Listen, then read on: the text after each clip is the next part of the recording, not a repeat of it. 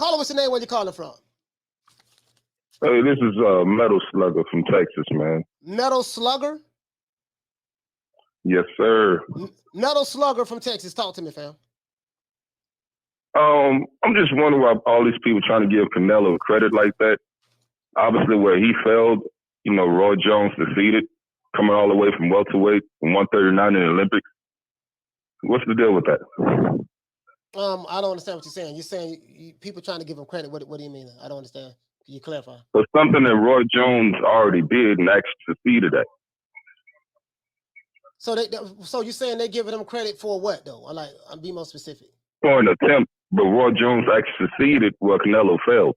Oh, you saying because he went up the fight at light heavyweight and lost, they giving him credit for that? Is that what you're saying? Yeah. I mean, it's subjective to the individual. Like those people who want to give Canelo credit for going up to light heavyweight and losing to Dmitry Bivol, they have a right to do that. Just like those who don't like Canelo Alvarez, who don't want to give him credit for moving up to light heavyweight, they have a right to do that as well. Everybody has a right. If that's what they want, if that's what they want to do, brother, that's what they want to do. It is what it is. I agree with you, but they're saying it's never been done before, which is not true. And Roy Jones and even James Toney did the same thing and actually got somewhere with it. Oh, okay. Well, you'll probably have to address that to those people. I'm not the one that's saying that. You know what I mean? And I can't speak for those who feel that way. That Canelo Alvarez. There's some people who feel like that Canelo was Superman. He just couldn't get beat, and they're shocked. They're in disbelief that he lost last night. You know what I mean? So those people. I wouldn't disbelieve that. This is not an upset.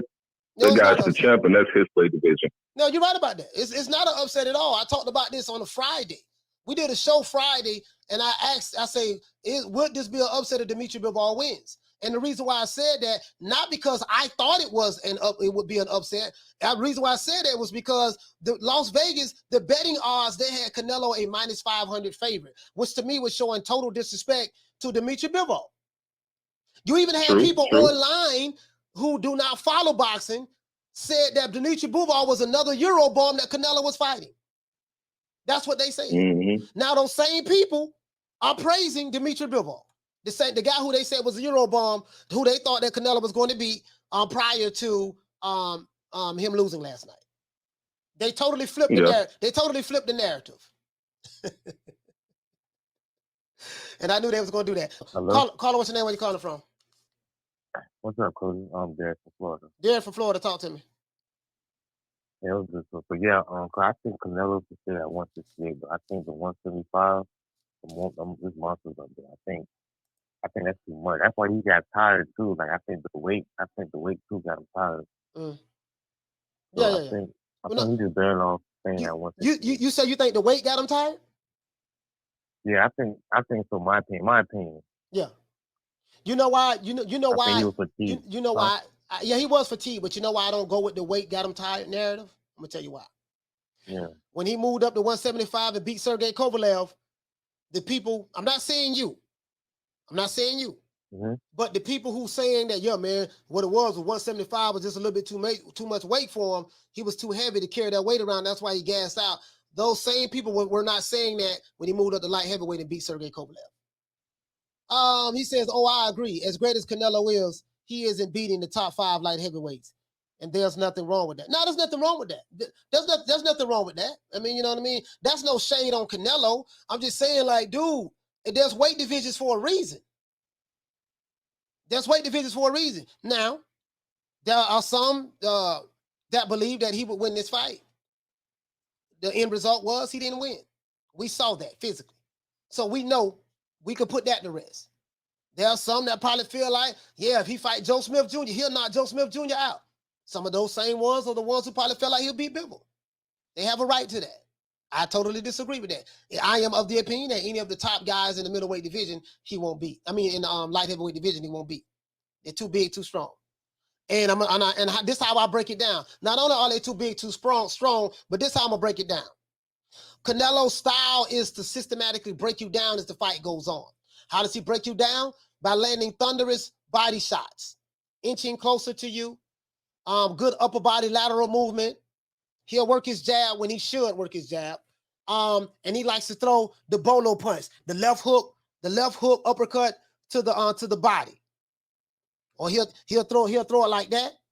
He can hit you in the soda place with it. He'll throw it and hit you on the throw the hook to the liver shot, and he like to come up with the uppercut with it. He throw like 3 different variations of punches from that position.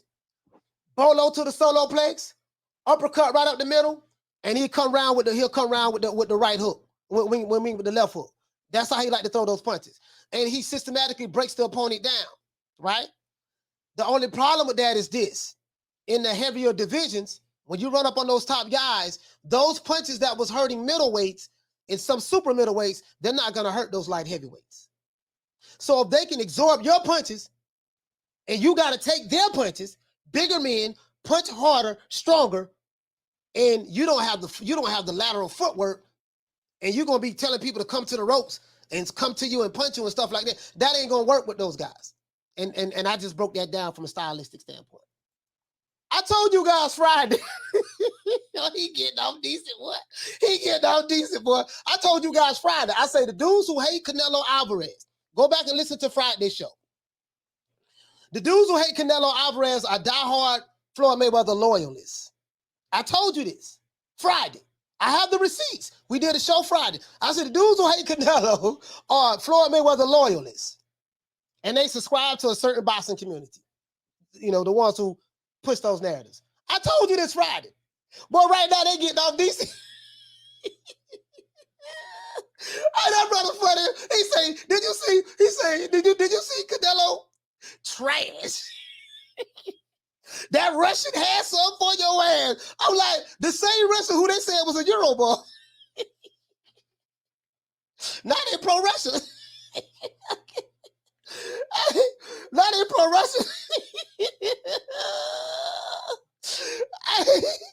Hey, not in pro Russia. Oh, he say Floyd Mayweather, and he brought up Floyd. You know, I'm telling. I know these guys very well. Carla, what's your name? Where you calling from? Hey, hi. This is Bad Mouth. I'm from Tulsa, Oklahoma. How you doing? What's going on? What's your name is? Bad Mouth. Bad Mouth? Yes.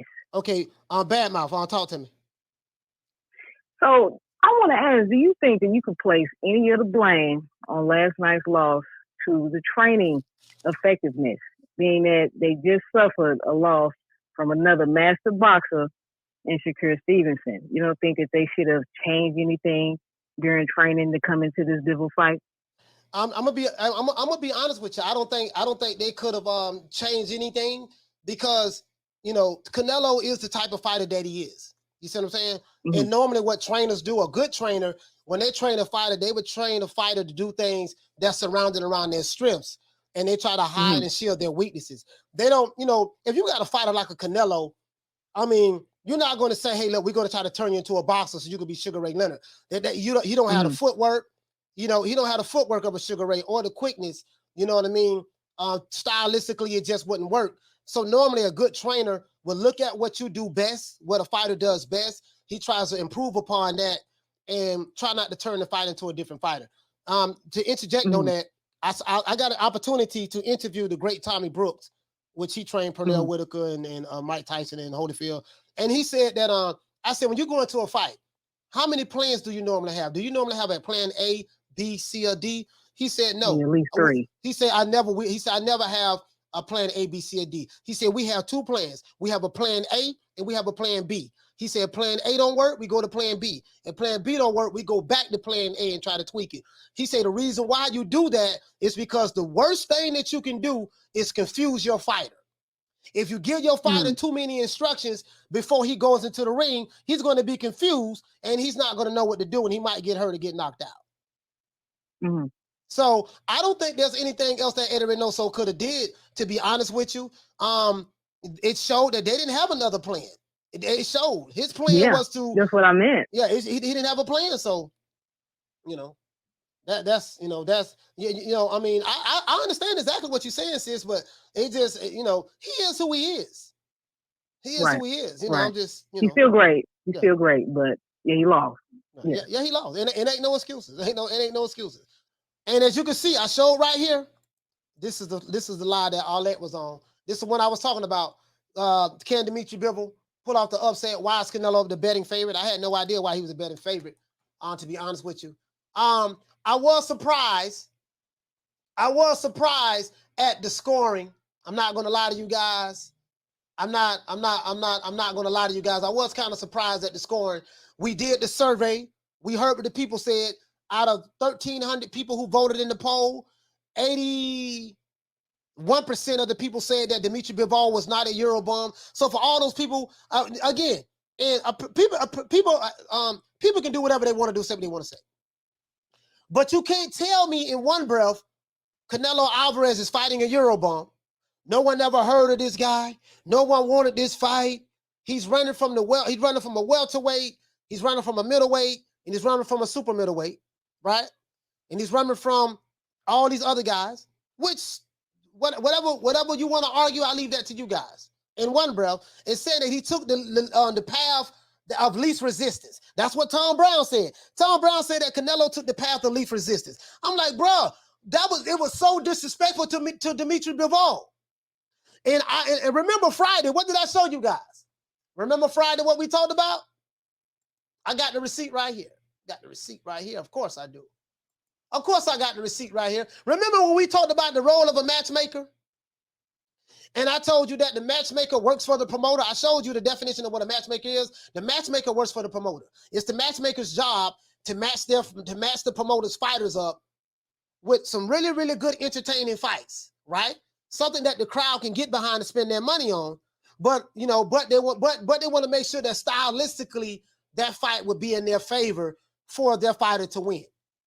So the argument that Canelo critics have of Canelo, they feel that Canelo is not fighting the best fighters that can really challenge him.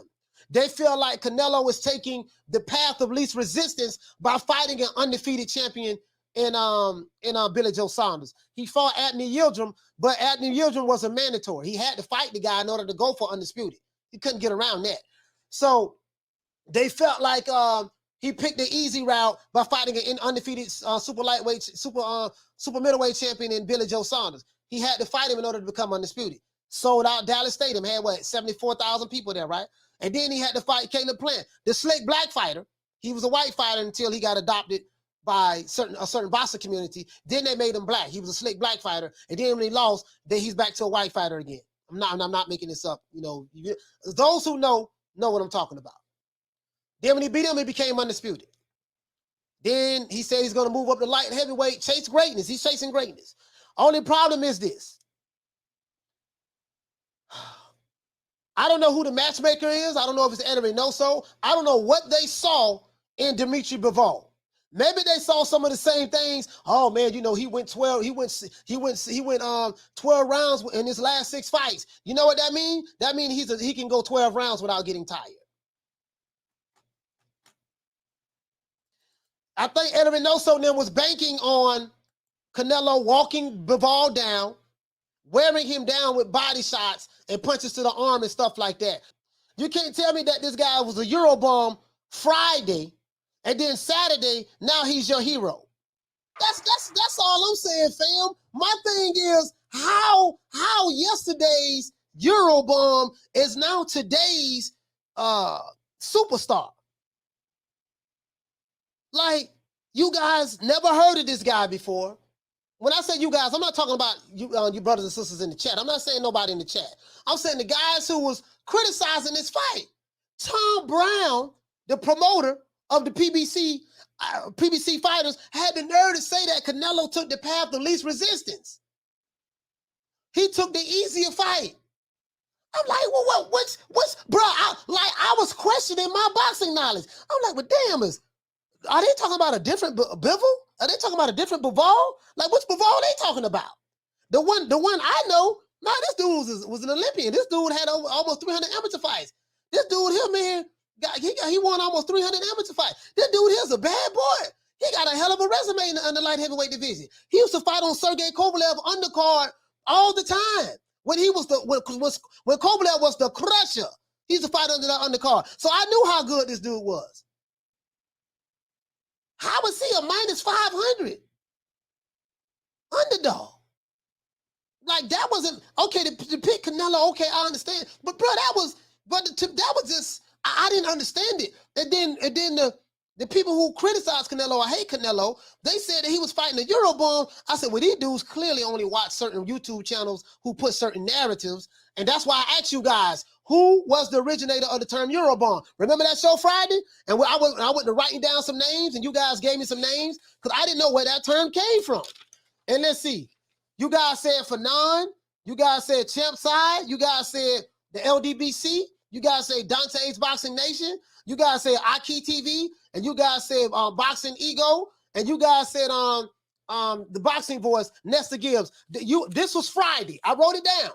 This was Friday. I said, where did this term come from? And why are they calling Dmitry Bivol a Eurobomb? What do they mean? You remember I said that? Friday. Got the receipt. Got the receipt. Got the receipt. Got the receipt. That's why I love videos. Because when you say something, it's documented. You can't backtrack. Okay, Kenroy Carter from Lancaster. Talk to me, fam. All right, man. So I noticed I got two questions. If Canelo does take the rematch, right? Mm-hmm. What can he do in order to win his rematch with Bivol? He need a knockout. Like, what can he change up? What's the word? I forgot the word. What adjustments can he make in order to beat Bivol, or even get like a split decision or edge it out somehow? The only thing he could probably do different is try to work his jab more. He only landed 10 jabs. He got to try to work his jab more. Stop loading up on shots. Stop becoming predictable. Stop. He got to work on his gas tank. Another reason why Canelo got tired was because he was loading up on his shots. Okay. Yeah. So well, my second question is. Go ahead. Oh, my fault. But I was just I was looking at the way he fought, and I was looking at the way Oscar Valdez fought, and how they shied away from their jabs. Do you think it has anything to do with Eddie Reynoso in any way, shape, or form, or do you think, like, what do you think is going on with that? You know what? Well, it showed the weakness in Eddie Reynoso. Eddie Reynoso is not able to have his fighters make adjustments. So yeah, it has a lot to do with Eddie Reynoso, because if it was any other trainer who and his fighters suffered back-to-back losses 2 weeks in a row or something like that, and you see the exact same pattern, the lack of throwing the jab, loading up on shots, being predictable, not knowing how to cut the ring off. And then when you do cut the ring off, you see what I'm saying? Your offensive output is pretty much neutered at that point. And you're not using the jab to work your way to get on the inside. Trying to fight, I saw Canelo trying to fight Dmitry Bivol the way he fought Caleb Plant. If Caleb, and that's what he tried to do, and it just simply didn't work. Of course. It simply didn't work with Bivol because he's a bigger fighter. He can take your punches, and he knows how to counter off of your counters.